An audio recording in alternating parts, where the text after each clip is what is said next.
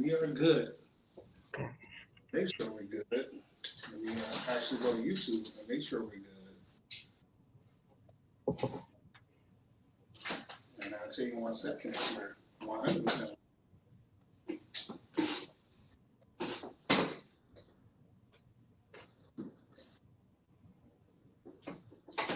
It's actually probably better for my leg. You good? Everybody good? Everybody comfortable? I think we are live. Let me check my Facebook page. We live on YouTube, I know for sure. Hopefully, I didn't see it. So Did it tell you how many people watch? I don't see it. Yeah, I can see it. Okay, well, we're live. I just gonna check the fan. So we're good. Thank goodness. Okay. Uh, due to traffic, IT issues, we are all here. Unpack Radio Family Reunion, where we unpack the issues and be brave and honest with our choices. Before we even start this podcast, I know this world is full of misunderstandings, and it will improve misunderstandings by having open lines of communication. And that's the point of Unpack Radio, to have open lines of communication. So we're going to be open and honest about the conversation that we're having today. Before I even start this podcast, first I want you to introduce yourself and give us a little bit of your bio. Okay, so my name is Zaria. I reside here in the state of Georgia. I live in Atlanta, Georgia. I have my own nonprofit organization, the executive director of NOMO, which stands for Navigating Omitted Minds Over Time. We've been in existence since 2016, but during the pandemic, we just kind of, took a sabbatical. But now we're back doing a lot of capacity building and partnerships. And I have been, oh gosh, I worked in mental health. I have been an educator, taught in elementary schools as well. I have been the education director for the Boys and Girls Club. So it's just a lot. I mean, I can go on and on, but I don't want to give too much. But I have been an advocate and an activist since transitioning in 2017 after 1 year after I was married. All right, my first question is always, how's your mental health today?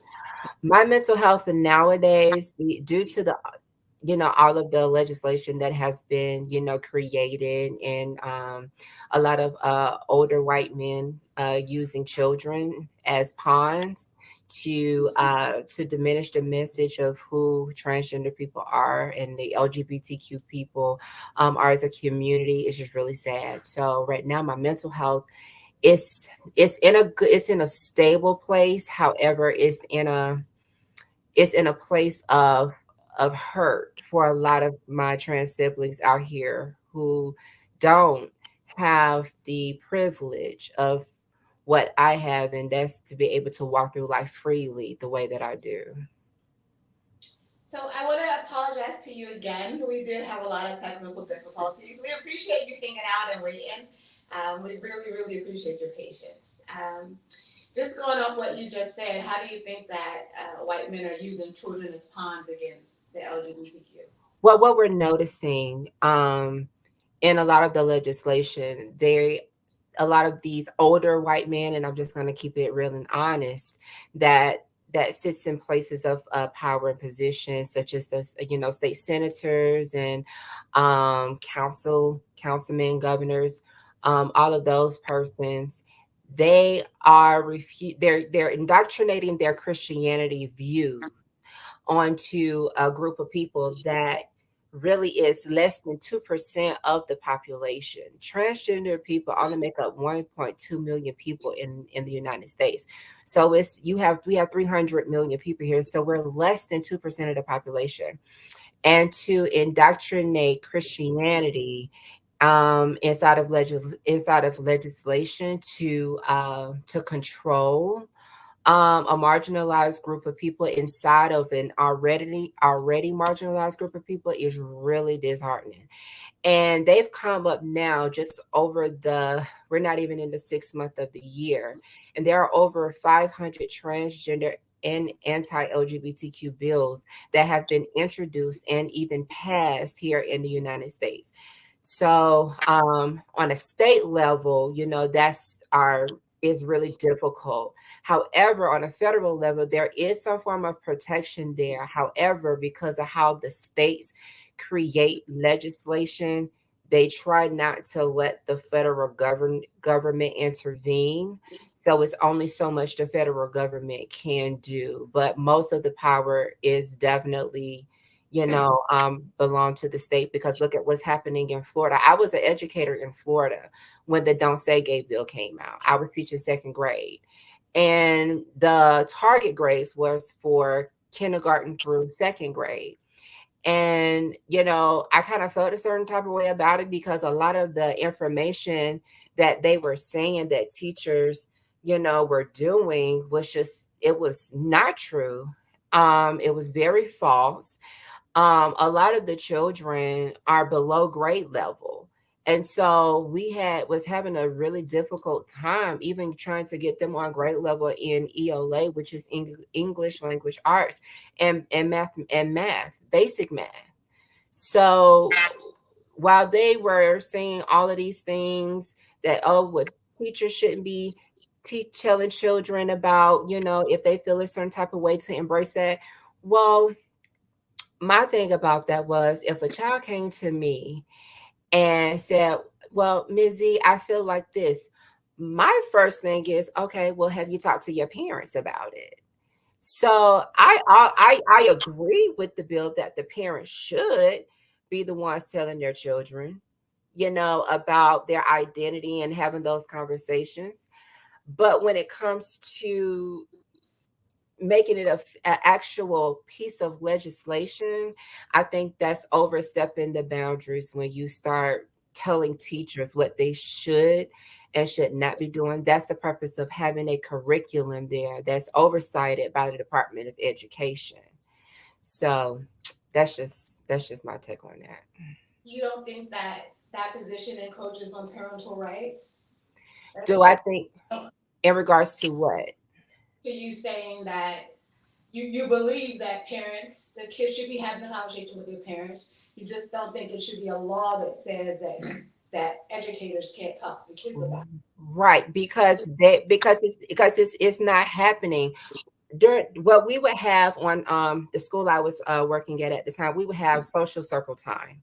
And social circle time was pretty much telling children how to treat each other with respect, how to treat themselves. And so there's nothing wrong with saying, if Tommy did something to offend me, it's nothing wrong with telling a child, saying, hey, this is how you resolve, this type of situation. And if you can't resolve it, then you come to me so I can help you. So we were giving children tools on how to treat themselves and each other. It was never about, you know, um, gender identity and sexuality. Never, none of that ever came up, especially when I was there teaching the grades I was teaching, second and third grade. None of that ever came up with any of my children. Now, when I was a para at the time and I was working with some of the teachers in the older grades, of course it came up, because during that time, children are, exploring. They're doing all kinds of things. And so gender and identity and sexuality, all of that would come up. And I will always redirect that back to, well, talk to your parents about that. And, handle that at home, because a lot of times what tends to happen is, if a teacher or if anyone in the education system says the wrong thing, then they go back and tell their parents, then that teacher is held liable for what's being said.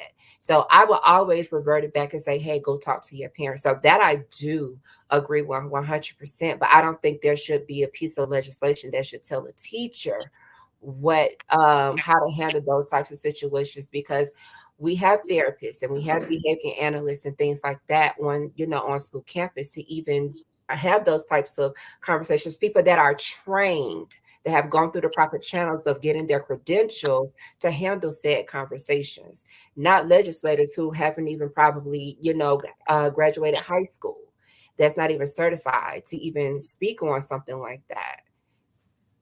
So what I'm hearing is that people are using legislations and they're using social divides to become senators, presidents, and so on. So how does that make you feel when they're using your truth as a political motivation? Mhm. How does it make me feel? It's devastating, it's aggravating, but it's also it gives us a place of where we can try to educate people that don't understand, that aren't aware, that um, that's only speaking towards their places of experiences, which we can't negate. However, if you've never met a transgender person or you never had a conversation with a transgender person, then it kind of sucks a lot of ways because not too many people have actually had conversations and or have physically met a transgender person. And so I look at it as a place of where we can learn from each other, but you have to be open to the possibility to kind of unlearn something that you probably have been taught your entire life. You know, I've always said learned behaviors can be unlearned. So if we really think about it and we put it in a context to where we can say, you know what, I get why you want to do this, but at the same time, if you have medical professions and you have the American Psychological Association, and you have the Board of Medical Professionals and Pediatrics, the Board of Medical Pediatrics saying all of the same things, you're not listening to people who have gone to school, have done such thorough research and documented evidence on transgender children, and then even in adults. It's like we're gonna keep this cycle going if you don't want to listen. So I find it as a space of where we can educate each other, but at the same time, you have to be open to the possibility of learning something new and unlearn the bad behavior and unlearn those things that you may have thought and they're not true. So I have two kids, a 22-year-old and a 17-year-old. I Mhm. definitely don't want a teacher, no matter what the sexual conversation is, whether it's a heterosexual conversation or a homosexual conversation. I don't want the teachers in school having any type of conversations with my children about their sexual orientation or who they choose to have sex with. I just think that's a conversation that should be had in the house. Absolutely. Want to get the conversation off of such small kids though, and maybe go up to older kids, high schoolers or adults even. How do you feel about potential legislation to for things or things that we see in the media every day? Just for example, the transgender person at the sorority house where the kids are now suing the sorority, and I think Caitlyn Jenner spoke out about it maybe a week or two ago. The girls there are now suing the biological women there are now suing the school, and they're suing the sorority for allowing a transgender person to join their sorority. How do you feel about stuff like that? Do you think that transgender women should be allowed into spaces that are traditionally for biological women? Well, before that question get answered, let me add more to the story. Because the reason they're suing is because this person is sitting in the lobby area on a couch with a full erection for whatever reason, trying to hide their erection underneath a pillow while they're lurking at these young ladies. So it's more to just the person that's trans and they want them out of there. It's actually causing a safety issue. Right. That and see, that's what I was going to say. Because I haven't necessarily heard this story. So thank you for giving me a little bit more information in regards to that. Now, I can't speak for everyone, and I will not speak for everyone that identifies as trans. I will speak for me. That right there in itself should not be happening. I do not agree with that. Now, I feel like this. If you are trans and you find yourself, because let me preface with this. There are trans women that are still attracted to women. So I just want to put that out there. So, with that being said, if she found herself being attracted to some of the women in the sorority house sexually, then she should have removed herself. And also, I feel like this too. What were the requirements for her to be placed in a sorority house with biological women? That would be my question. And then also, too, with that, I would ask, how long have you been on HRT, which is hormone replacement therapy? Are you seeing a therapist? Also, are you taking any type of testosterone suppressant as well? Because if you're still getting a full on erection and you say you're transgender, I really don't see you as transgender, honestly, based off of where you are in your transition. So, you put a woman around me, nothing is going to happen because I don't like women like that. I believe women are beautiful and we do need biological women here on this earth to keep the world going. Absolutely, 100%. I agree with that. However, you put me in a room full of women, we all going to kiki and laugh and talk about men and dicks and everything else, in between. So I just think it's about the type of person that you allow because here in Atlanta at Spelman, they allow trans women to go to Spelman now. We've always known Spelman to be an all girls school. And so, and this is just something I just learned probably about a week or so ago. So, and I've still been kind of researching, the premises of that. Um, so with them allowing trans women to go to the school, I'm not sure if they're allowed in the dorms or anything like that, but allowing them to go to school there and get an education as a woman, I think is a step in the right direction for a lot of the schools. But however, in regards to that right there, one of those incidents where I don't speak for everybody, but I will say she should have excused herself and she should have went to the left, because that right there, you can do that even around my nieces. I would have a problem with that. And that's fair. Now I know you watched the documentary, and I know you asked your sister, who's a cisgender woman, this same question. So maybe Yes. you the question that you asked your sister, what is a woman? Because I remember you asked your sister that on TikTok. So yeah, so I asked my sister, I said, well, what is a woman? So for me, when I think of a woman, it's a first of all, a woman is a social construct of what we see and how we navigate. That's just my definition. Other people have theirs. I learned from a female, biological female, on how to carry myself as a woman when I knew at 4 years old that I did not like the anatomy of what was attached to me. I said, this is not who I am. Something is wrong here. And at 4 years old, a lot of people like, how do you know that?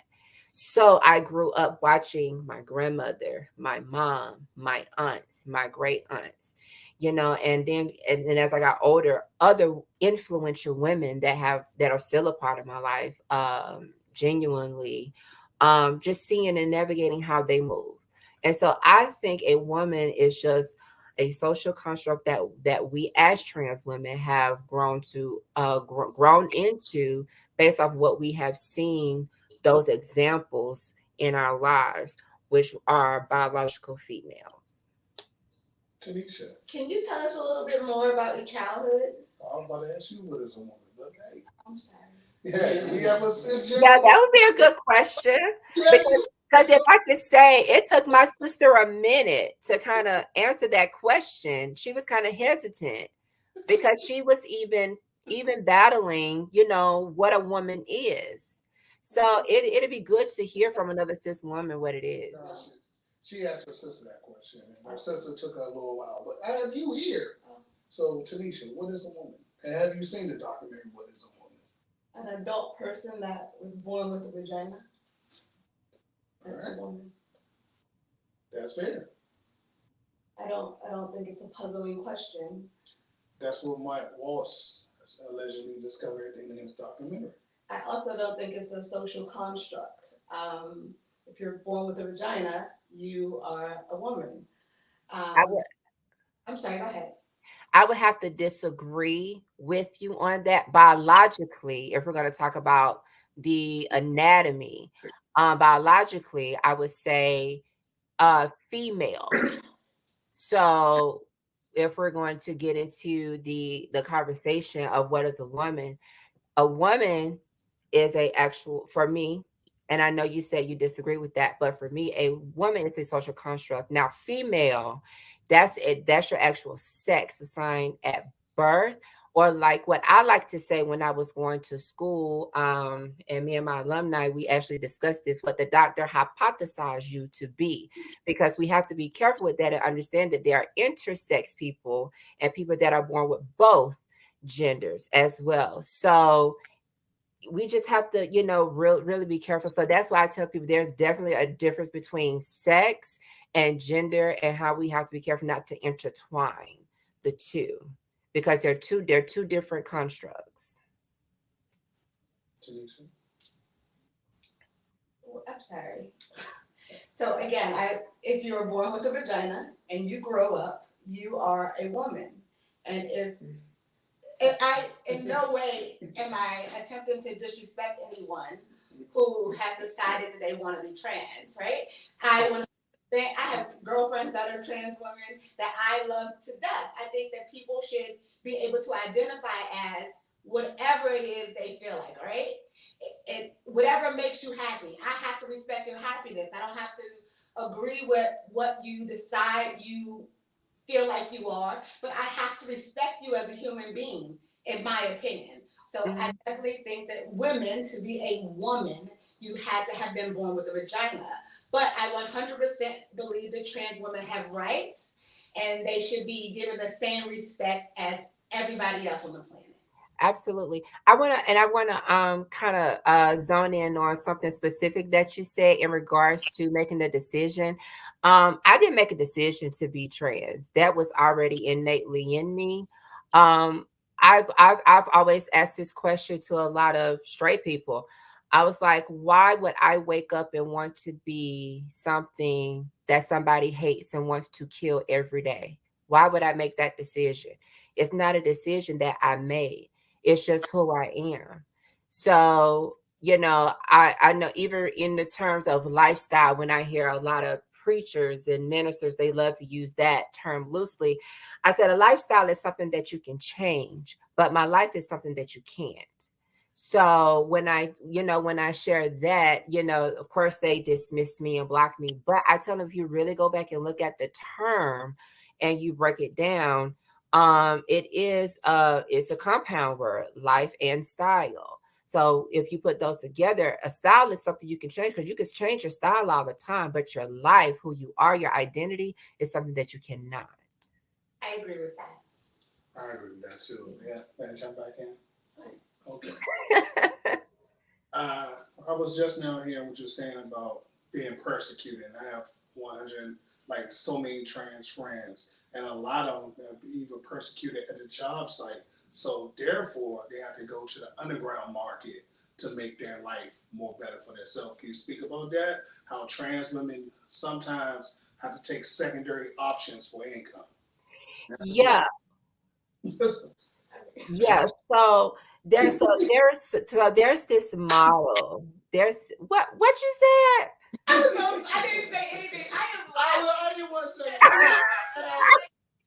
Fed out prostitution, so you want to say it every day. that is not a trans woman thing. Like, Well, hey, women man. do it now. Hey, You should do something that's, hey, well, we're unfortunately doing for it, but most of nobody them, else is doing it. most of them, No, everybody's doing it. most of them. My inner stripper started laughing. I'm so sorry. Oh, you said your playing club I started laughing. listen. But for My them, inner stripper unfortunately, it's majority. I see. Fifth and K was packed with 100 trans women at the time. True, false, and in between. I have friends like Bella who chose to be a prostitute. She could, if that was the case, why didn't Bella get a regular job? But Bella has a regular job. That's how I know Bella.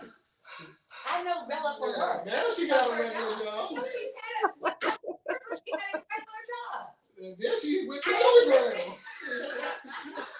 My girlfriends and I would dance like hours and hours on a Saturday night. And then when we got off work, we would go to the restaurant that Bella worked at. That's how I know Bella, because she then she went to the underground and went to jail, got out of jail, and now back in I'm New sorry, York let me give you a in chance. the underground.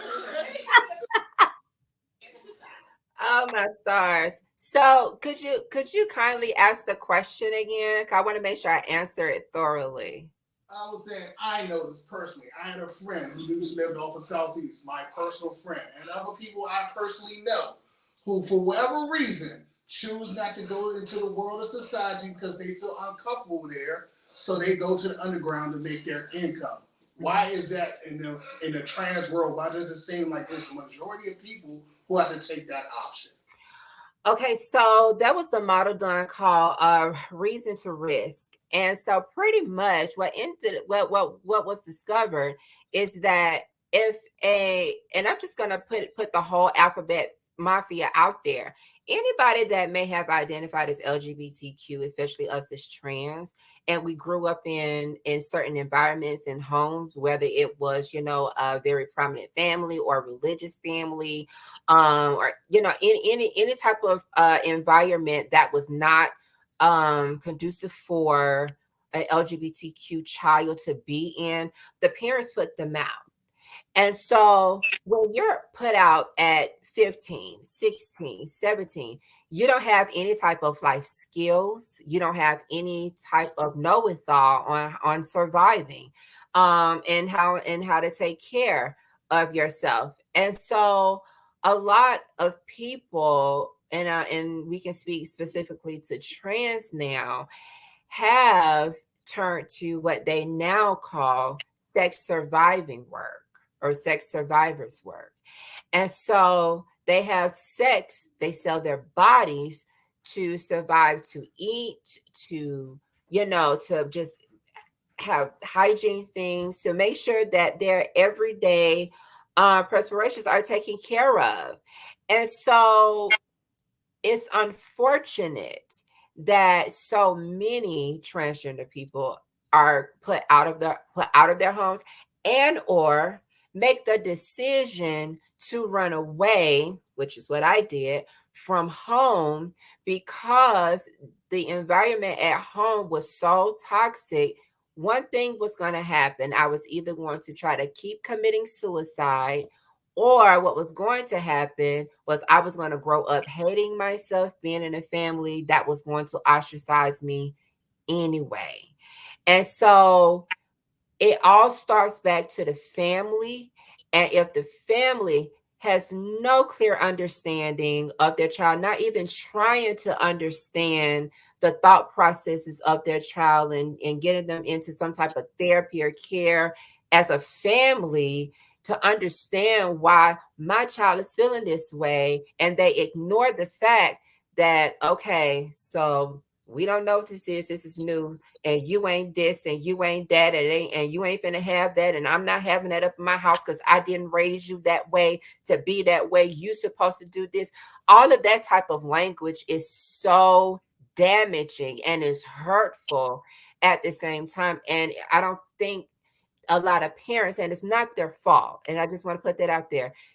It's not the parents' fault that they don't know. Nobody, there's no manual for being a parent, and then there's also no manual on how to raise a child that says, hey, mom, I'm a lesbian. Hey, mom, I'm gay. Hey, mom, I'm trans.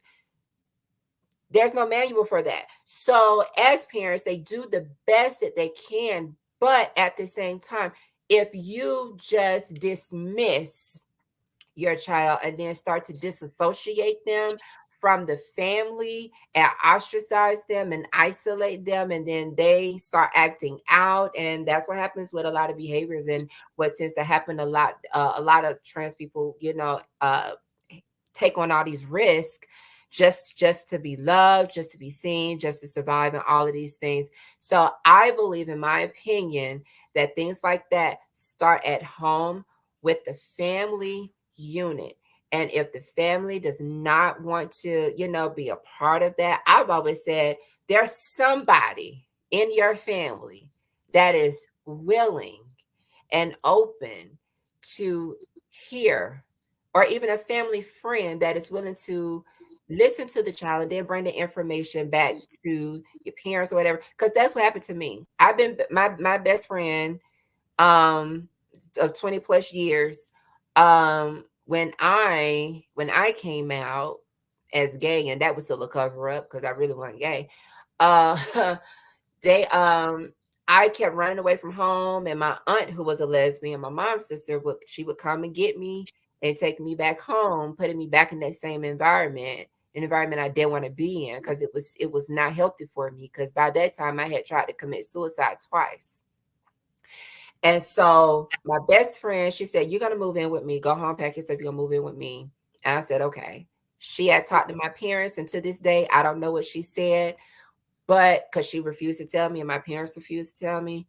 But I will say that was the best thing that could have ever happened to me, because I think that was gonna be my last time trying to commit suicide, and I meant I was going to take all of the pills that time. Because the first time I tried to cut myself here on my, it's kind of healed up now, but I tried to slit the main artery here the first time, um, because I felt like nobody was hearing me, nobody in my family understood me. The second time I tried to take pills. The third time I was going to commit suicide by just driving into the Oakmulgee River. I had put the car in neutral and everything, and what saved me was my sisters and my best friend, because they had been calling me and calling, and I just finally answered the phone. So a lot of the things like that with transgender people starts at home, and then they end up having to sell their bodies pretty much just because they don't have a high school diploma, so they can't get a job. And then if they do have a high school diploma, they probably just, breeze through it. So they still don't have the necessary skills and requirements in order to fulfill said job, even with training, because who's to say that somebody on the job is not going to misgender, dead name, discriminate, all of those things happen in the workforce if you're not kept up, and you don't have all the glitz and the glam and all of that good jazz. So there's so many barriers that come into play when you're discussing why trans women result to survival sex work or having to go prostitute themselves, and they're put their lives at risk every day. For let me say this, for cisgender black men. And I'm gonna put that out there. I'm happy you're here. I'm happy that none of the things that you tried to do to hurt yourself while you weren't being fully accepted. I'm happy they didn't work and that you're here to help other people and to educate us and to educate people that are watching. Um, Yeah, thank you. yeah, I'm very happy that you're here. I just want to go back to your childhood a little more. Sure. How old were you when you came out to your family? Did you grow up with both parents? How many siblings do you have? Mm-hmm. It sounds like the reaction wasn't good at. Oh, and I wanted to disagree, but I agree that there's no parenting manual, but there's nothing that, I mean, everything in you tells you you're supposed to love your kids, right? It doesn't matter what, like, unless my daughter is Dahmer, like, I am love her through whatever she does. Unless Yeah. my son is, I don't know, out here unaliving people by the masses, right? Like, one person. But like the masses, I will Uh-huh. love my children regardless. I don't give a shit what they decide to do. Especially when it comes to sexual orientation, I don't give a fuck. I am going to love them to pieces. So please tell us a little bit more about your childhood, how old Okay. you were when you came out, a little bit more about how you grew up and who you grew up with. Mm-hmm. Sure. And I just want to say thank you so much for loving your child the way that you do, regardless and in spite of, because there are some parents out here with those titles that don't do that. And I see them in my office on a daily. So thank you so much for doing that. I wish we had more parents like y'all. Um, so I grew up in a very small town in South Georgia, very country, very family oriented. I did grow up with both my parents. However, for a period of time there, my mom and my dad did separate, and my mom, dated other men. My dad dated other women, but they knew they loved each other, so they just eventually just came back together because they knew they couldn't live without each other. I did grow up with two of my sisters. I'm the oldest of the three. I do have an older brother who I later on found out um, when I was about 9 or 10 that I found out I had an older brother, but he didn't grow up with us. Um, we in the where I was born, we grew up, you know, just loving each other. That was my family. I mean, we loved each other. We had gay people in my family at the time. We had gay friends and, in our family at the time. So, being gay or bi or whatever, it wasn't uncommon in our family. And so when we left that environment where I felt like I was, loved, and felt loved every single day, when we left that environment and we moved to Macon, where I pretty much was raised for quite a portion of my life. And my parents got heavily involved in church. And then that is where I started to see the turn because I came out. Hold on, back up. I knew I was trans at 4. My auntie knew the day I was born. But my auntie said that, at the time she was like, he's gonna be a girl, right? And this is what these are, and God rest my auntie, so she's no longer here. She died 3 years ago from pancreatic cancer. And so she told my mom this the day that I was born. It was like she just knew. And so at 4, I knew. And then when I came out to my parents at 9 or 10, and I told them that I liked boys, and it was just not trying to hear it at all, especially growing up in a religious family by this time. And my mom was kind of like, let's just kind of see if this is a phase and see if it'll phase out, because that tends to happen. Because there are I just want to put this out there are studies that have shown that children that identify as one thing growing up, they grow out of that, and it is a phase, and they grow out of that. But there are some like myself who's always known, but had to suppress it for so many years. And hence the reason of, suicide and all of those things that happen, having to suppress all of that, especially being in the environment I was in. And I suppressed being who I was, my authentic self, for a very long time. From the age of 9 till what year do you start high school?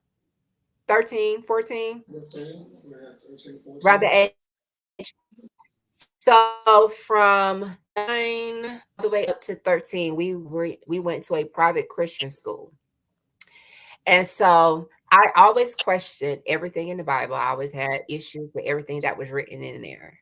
And so I committed myself to reading it and trying to understand it, reading it frontward and backwards. So I always tell people, it's dangerous to combat someone like myself who went to a private Christian school and know the Bible, because I was married to a pastor as well. So I was the first lady of a church too. So so from 9 to 13, that was going on. And then when I got in high school, I really wilded out. And then that's when I discovered that at the time boys liked me too. And I was like, oh my God, a boy likes me, but does this boy know that I'm really a woman, on the inside?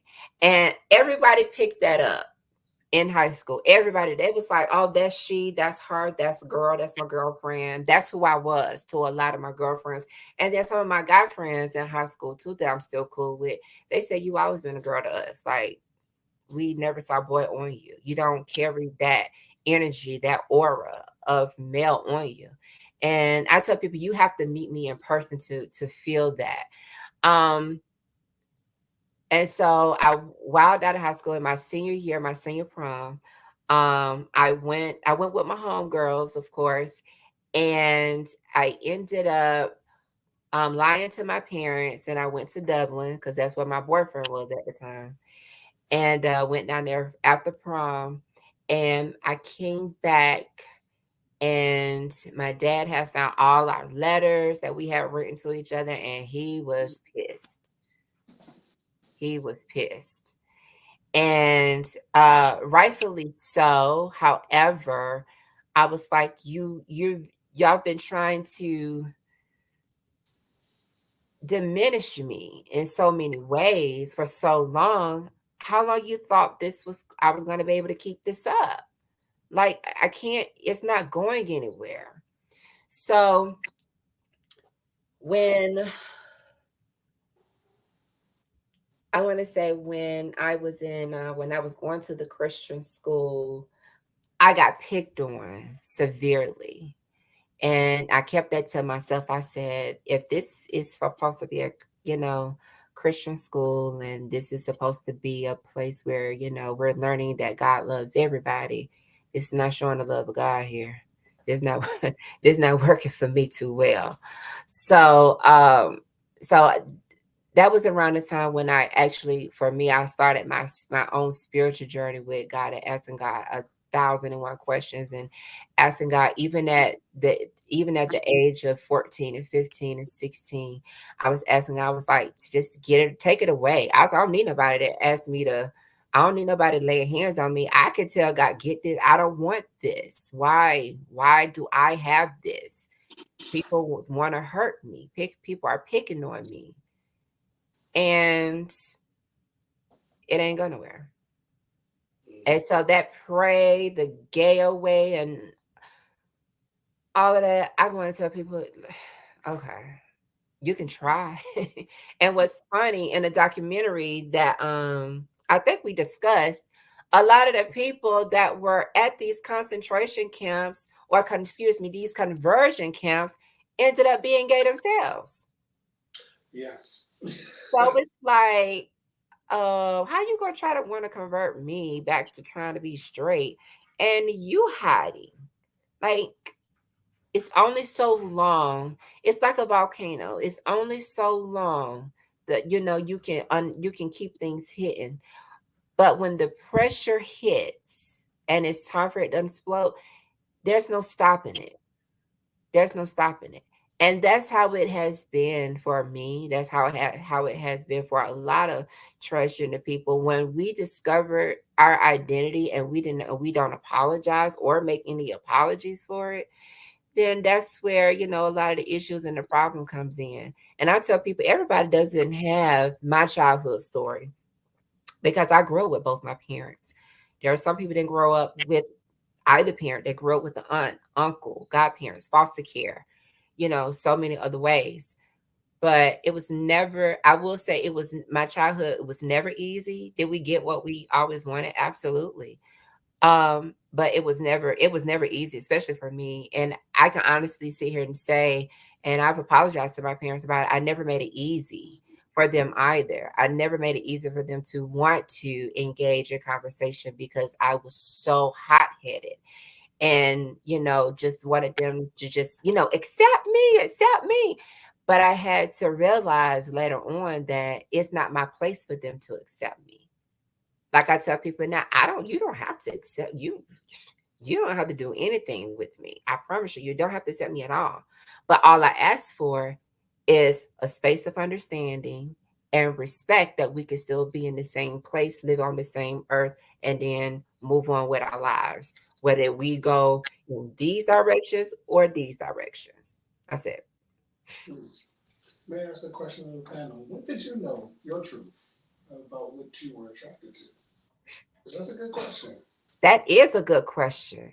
No, I don't know. I've always been attracted to boys, so I don't think there was ever a time in my mind that I thought, "Oh, I'm attracted to boys." It's like it's just natural Just that natural. yes, that I'm attracted to boys. DJ Yeah. Smoke, did you know your truth? I've been attracted to women since I've been born, so it it's natural. Yeah, because I remember like my favorite actress was on a Breakfast Club, and she Yeah. was like, she always wanted to be Barbie. Who's They- your favorite actress? Roberta Cox. She said she always wanted to be Barbie, and they made a She Barbie. did. And I was like, maybe that's the truth, because I never wanted to be Barbie, but I always loved to have a Barbie. So maybe that's what it was. And I used to play with Barbies, but in a different way. So what was the truth? And where do it all navigates to that point? Because I was like, I was playing with Barbie too, but I didn't want to be Barbie. So maybe it is somewhere down the line, because I noticed like a lot of people saying, why would I choose to be persecuted? Why would I choose for people to look at me or want to kill me for my own personal choices in life? Which I think is utterly freaking ridiculous. Why It's do you care? ridiculous. And the people who care the most be that senator get caught in the bathroom for tapping his foot and leaving somebody saw.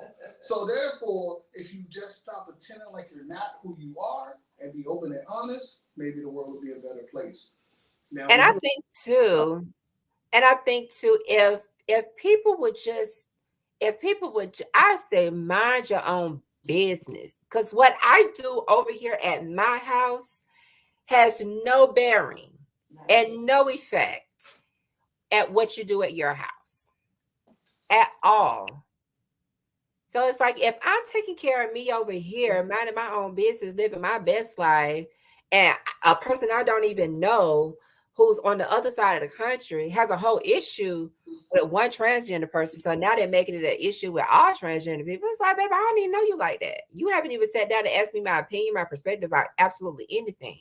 Because a lot of times I go against the grain and I tend to agree with a lot of cisgender people in regards to, transgender things, but I try to do it in a way to where we both understand both sides of that coin versus just, well, I just don't okay, well, you know what, you're entitled to your opinion. However, let me give you some facts though. And I tell people, facts inside of a book is nothing but lived experience of people like me. That's all it is.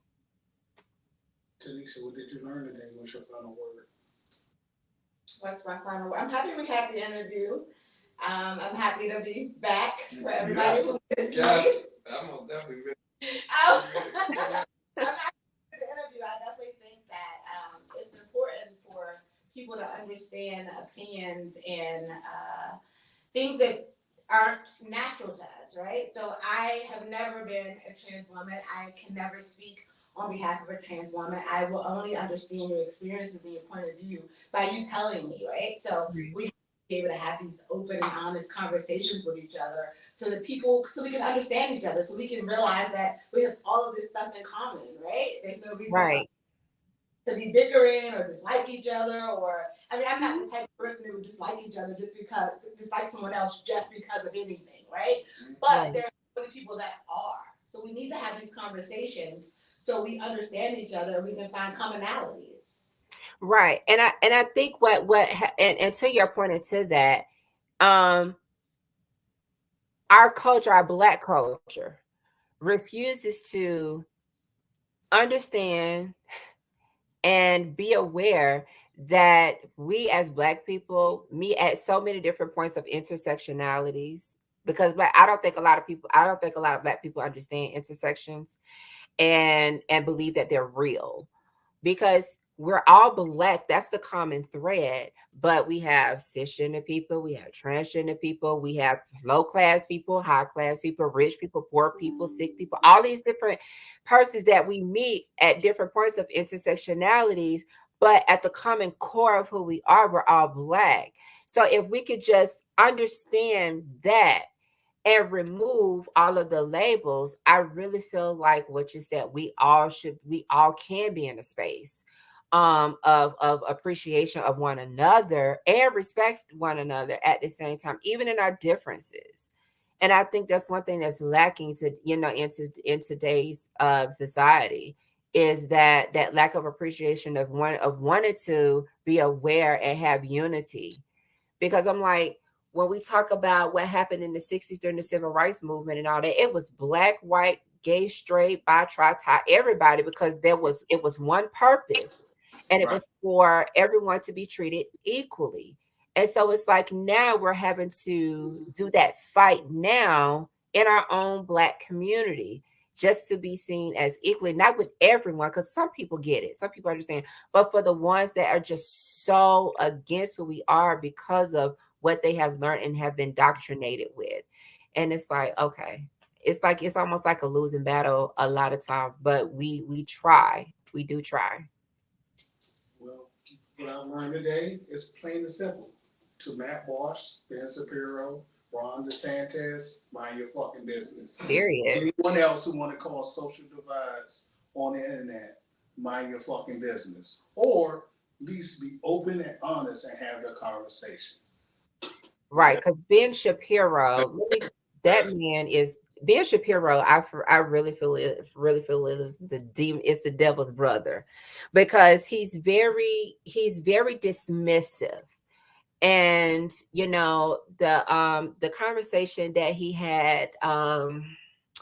I forgot his name, but with the scientist that's very well known, when he was talking about transgenderism and this and that and the third, and I'm like, listen, sir, if you want to be with a trans woman or you want to experience it, just say that. Because trust me, transgender people are not pressed about you and your ideologies and how and what you do at your house, but you're so pressed about transgender issues and using children as pawns. And that's for me, that's the thing.